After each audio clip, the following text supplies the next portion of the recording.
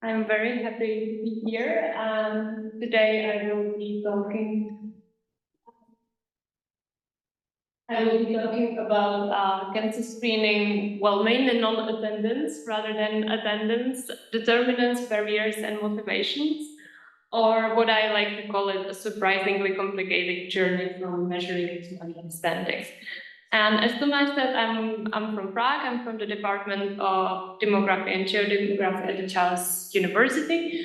And most of the work you will see is co-joint work with my supervisors, Michala Stiková and Ivana Kulhanová. So,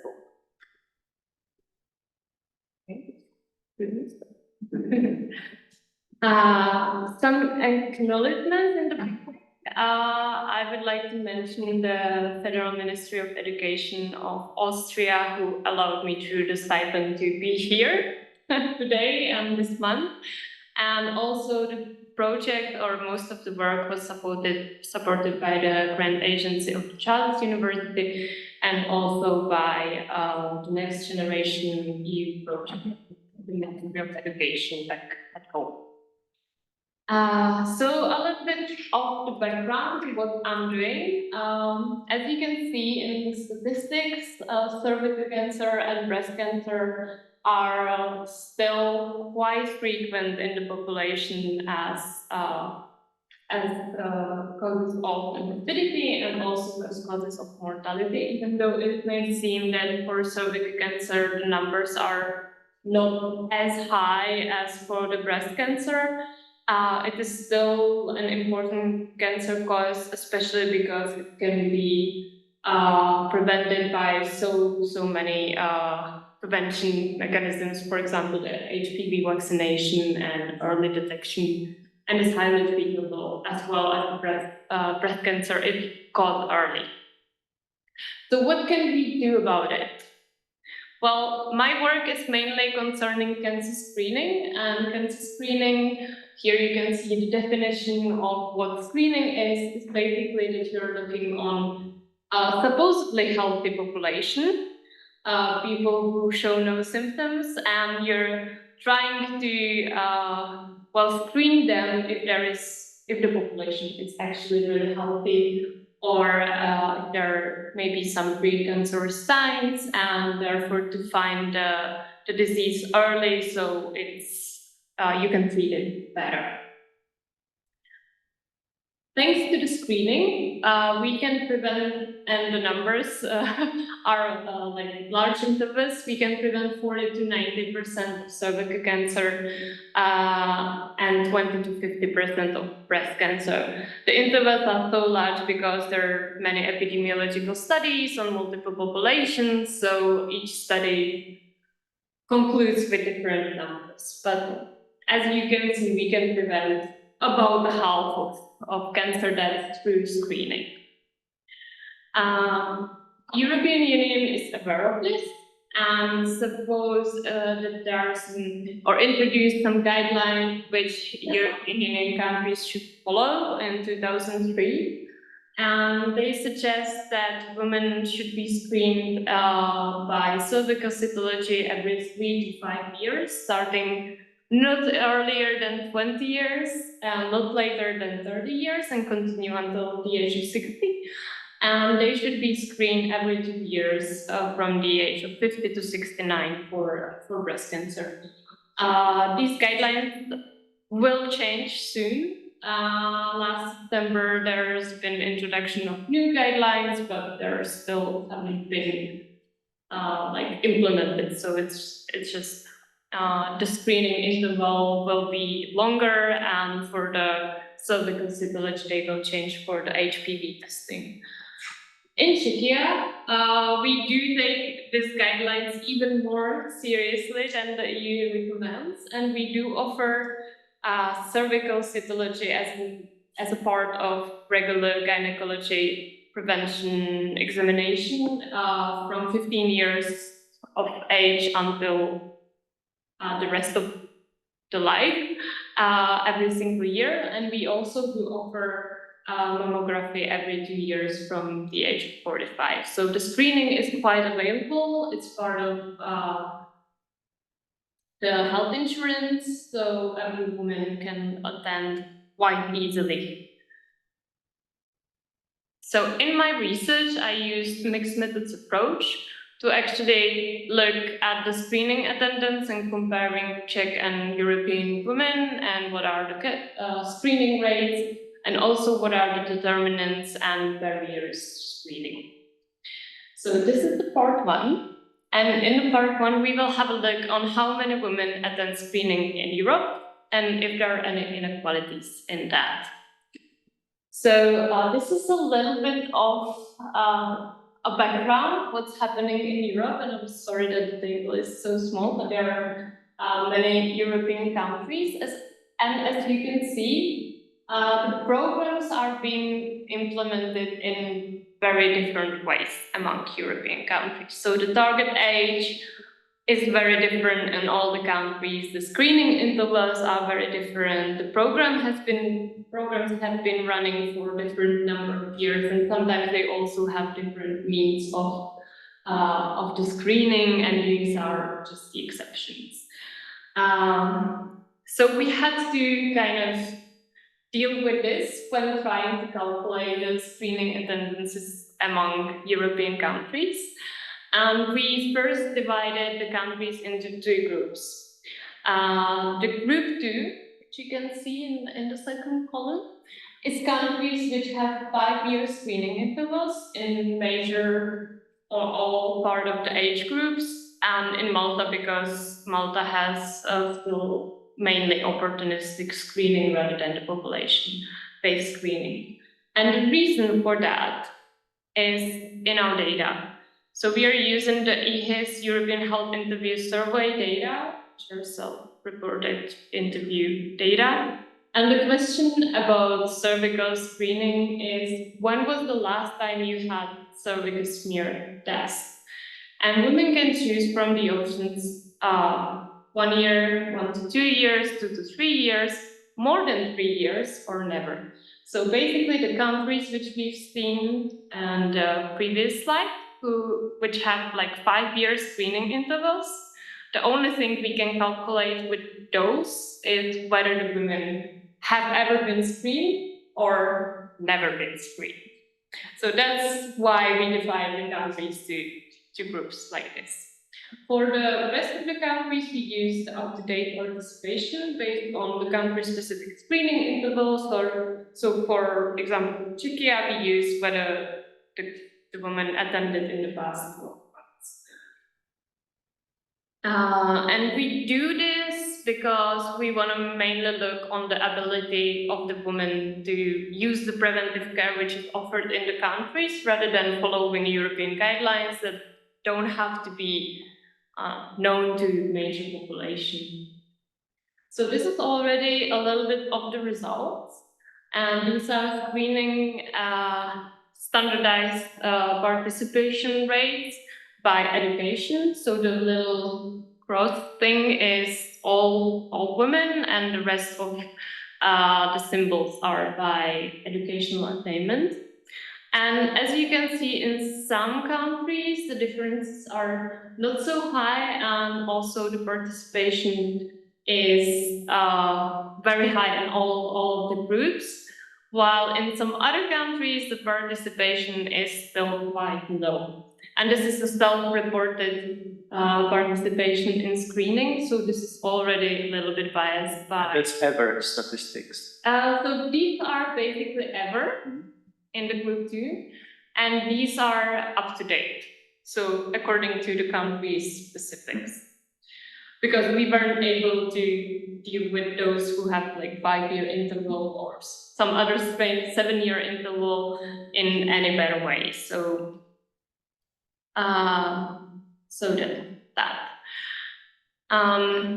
In here you can see chances of up-to-date non-participation by education. So it's always the blue ones are low to high education, and the orange ones are medium to high education.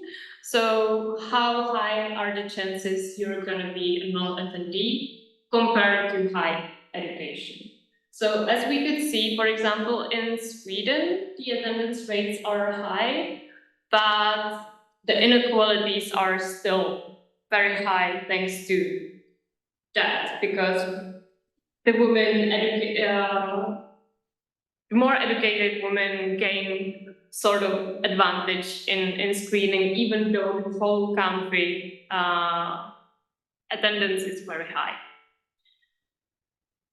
And then we have some countries with like low disparities, and in all the countries in the sample, except from Malta, but that's basically because there is low number of participants, all the low to high education are significant. So there are disparities in educational attainment and screening participation. So that's from the European perspective. We have still high disparities in between countries and also within countries. Second, as we work in Czechia, we also wanted to have a closer look on how the situation back at home looks. And we use administrative data from one of the largest health insurance companies, which insures about 2.5 million women. So it's well, half of the Czech women, basically. The population is about 10 million.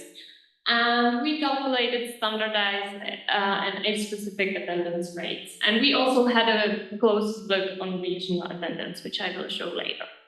And these are already administrative data.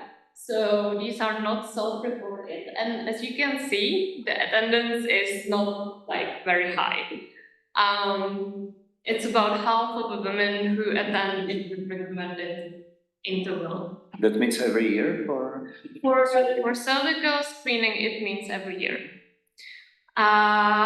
So you can also see that younger women attend more than older women, and there is usually a drop after like the age of 60.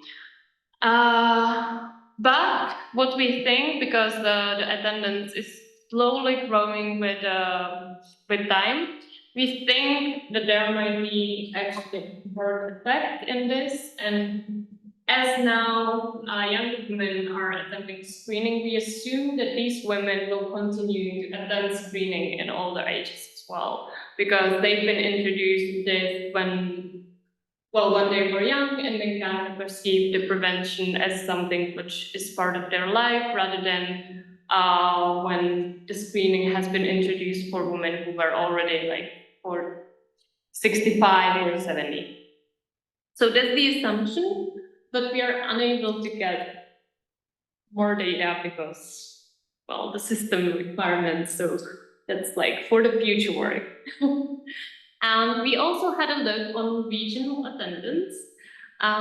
So those of you who are at least a little bit familiar with like Czech geography, here is Prague, here is Brno, and some other bigger city regions. And we were, at the beginning, we assumed that there will the high attendance, which is the more darker parts, will be in the more city regions, which, as you can see, Prague here has one of the lowest attendance rates, and some of the less city, more like rural areas have quite high attendance rates, and we don't really know why that is. Standardized means age standardized? Yes, the age standardized, because in the data there is only age and location.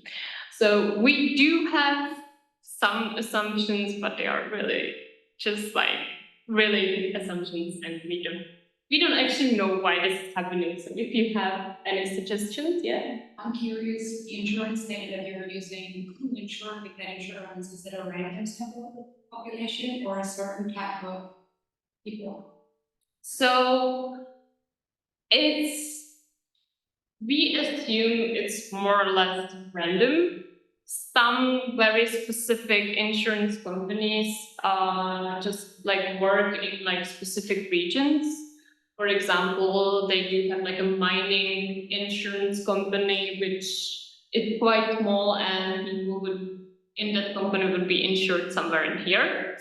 But since it's 2.5 million of people, we kind of assume that the sample is large enough, so it balances out But what is the system like? Does it refer to a certain type of occupation or a certain type of contract? Not really anymore. So you could be insured in the same insurance company when you are born as your mother, and then you can change. Basically, whenever there are some restrictions, when during the year you can change the insurance company, and also like how often can you do that? But there are like 7 insurance companies in Czechia, and this insures like half of the population, and people are not really doing the switches that much. So it's not like really dependent on nothing else than tradition at this point. Like the family has been insured in this company, and they're just like there. Okay. Part 3. Who are the women not attending the screening? Which is like the obvious question that might go after, like, it's not that many of women who are attending screening. And what might be their reasons? And whether women differ by the reasons. So we were able to make a representative question survey on 910 women. And it was, again, self-reported because it's a questionnaire survey, and we defined the non-attendees as those who haven't been to cervical screening in the past 2 years, or they declare they don't go regularly. And these are results mainly for cervical screening. We also had a look on breast cancer screening, but everything just looks very similar. And in the self-reported Czech questionnaire survey, we identified about 35% of non-attendees. And here you can see who are the women who have higher chances of non-attendance. So it's usually widow or single women, single women with lower education. And the older you get, the higher chances are that you will be a non-attendee. This is each additional year, so it's really small, but then it gets larger with the age, of course. And we asked them, those who declare themselves to be non-attendees, what are their reasons? And we gave a battery of 12 predefined reasons based on literature research, discussions with gynecologists, some of our own knowledge of the system, and women could choose one or multiple answers. So these are the answers based on the frequency. And the most common reasons for non-attendance according to our women are: I do not experience any symptoms. Basically, I feel healthy, why should I go to the doctor? Or the fear of the diagnosis, that they will find cancer, or fear of the procedure itself, that it might be uncomfortable, painful, whatever. We also had a look whether there are any differences between those women by declaring the reasons, and here are the 3 most common reasons. And as you can see, there are really not that many differences. So this is the only significant result in fear of the diagnosis among those women. And so how to interpret this is basically, once you're a non-attendee, it doesn't really matter who you are in order to pick one of these reasons. So a highly educated female can have same reason as low educated female. And part 4, is there more to this? So I still felt like this is kind of not answering my question, why are women not attending screening? So I did a little bit of experiment, and I'm not a sociologist and don't have that many experiences, but like I wanted to try. And I tried to do some qualitative research, and I did 10 interviews with women who are not attending either breast screening or cervical screening or both. And we had a chat about how they perceive their own health, how they perceive healthcare in general, why are they not attending screening. And we found that there is more to this than we knew before.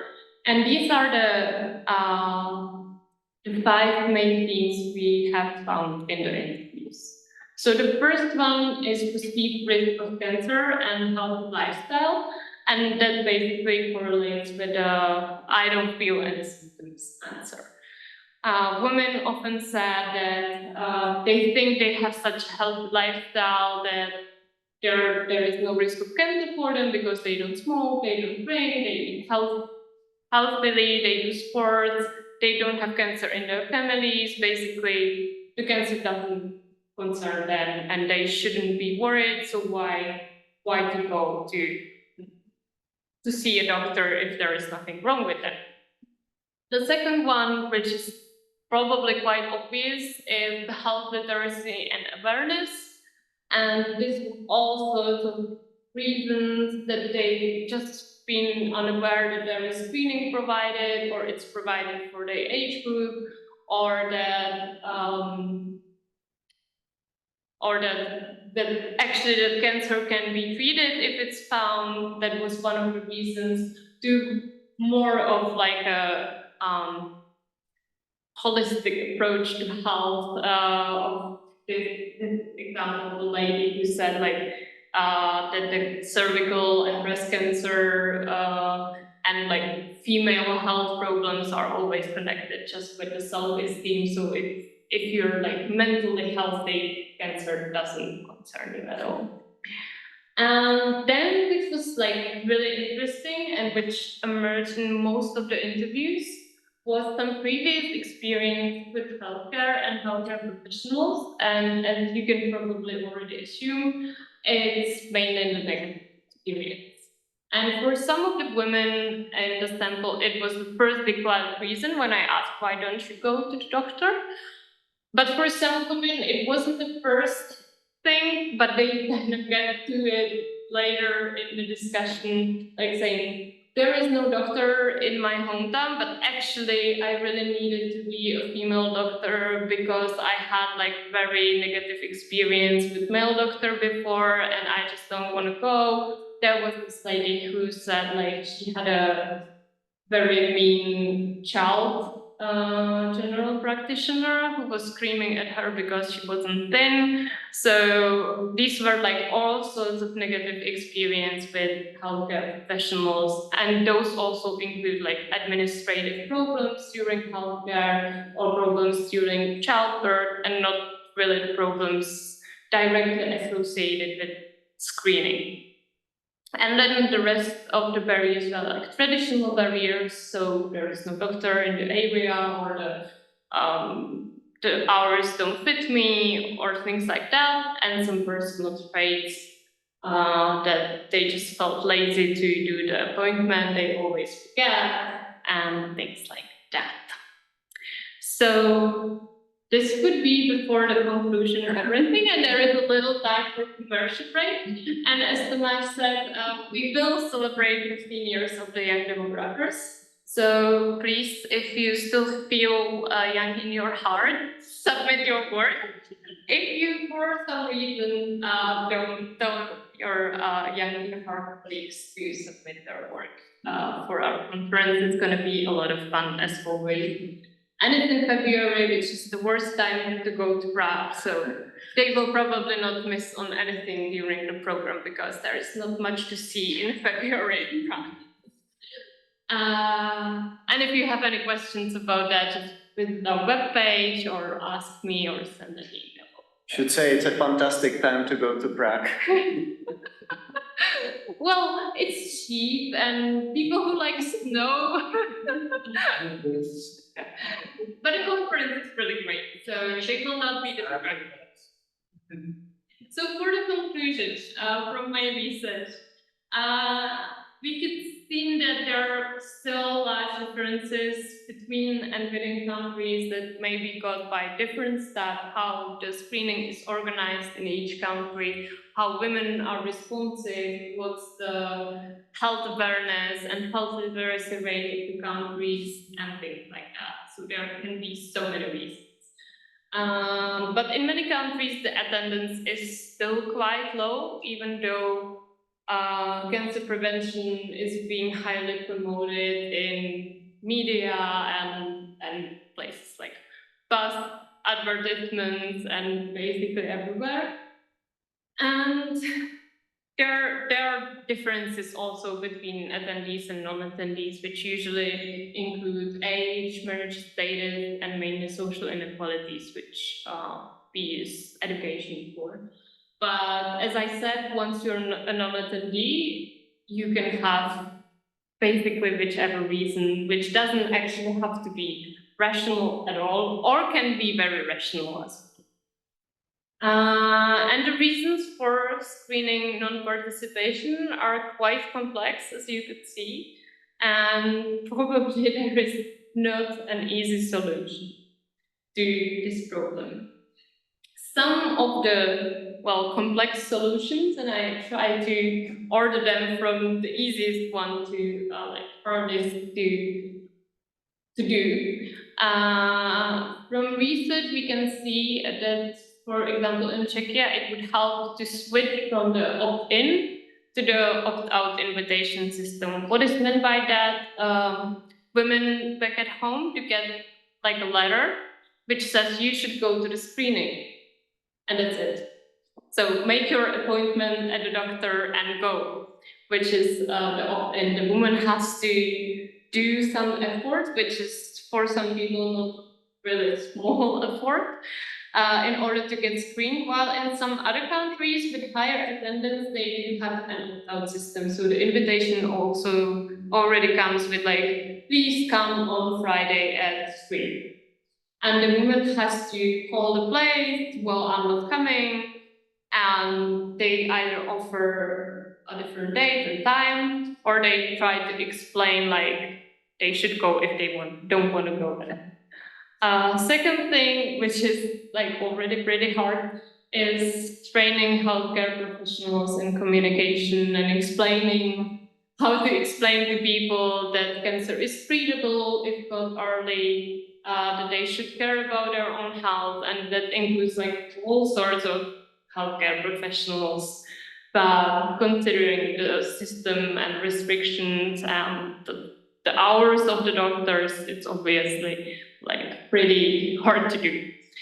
And the third one is raising the overall health literacy and screening awareness, which obviously is very, very, very difficult on like national level, and always the more educated people will benefit from that rather than the less educated people. So that's it from me. Don't forget about the prevention and go get screened, and it's really good for your health. And I'm happy to receive any questions.